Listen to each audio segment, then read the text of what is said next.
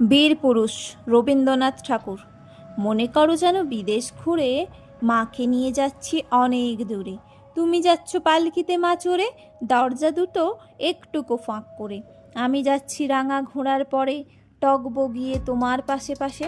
রাস্তা থেকে ঘোড়ার খুঁড়ে খুঁড়ে রাঙা ধুলোয় মেঘ উড়িয়ে আসে। সন্ধে হলো, সূর্য নামে পাটে, এলেম যেন জোড়া দিঘির মাঠে।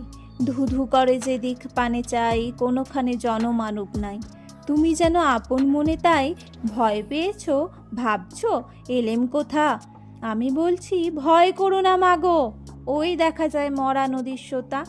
চোর কাটাতে মাঠ রয়েছে ঢেকে, মাঝখানেতে পথ গিয়েছে বেঁকে। গরু বাছুর নেই কোনোখানে, সন্ধে হতেই গেছে গায়ের পানে। আমরা কোথায় যাচ্ছি কে তা জানে, অন্ধকারে দেখা যায় না ভালো। তুমি যেন বললে আমায় ডেকে, দিঘির ধারে ওই যে কিসের আলো। এমন সময়ে হাড়ে রে রে রে রে, ওই যে কারা আসতেছে ডাক ছেড়ে।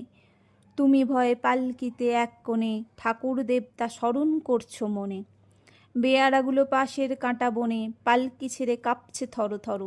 আমি যেন তোমায় বলছি ডেকে, আমি আছি ভয় কেন মা করো। হাতে লাঠি, মাথায় ঝাঁকড়া চুল, কানে তাদের গোঁজা জবার ফুল।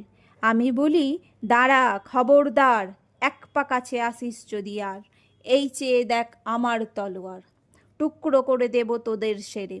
শুনে তারা লম্ফ দিয়ে ওঠে, চেঁচিয়ে উঠল, হারে রে রে রে রে। তুমি বললে যাস নে খোকাও রে। আমি বলি দেখো না চুপ করে।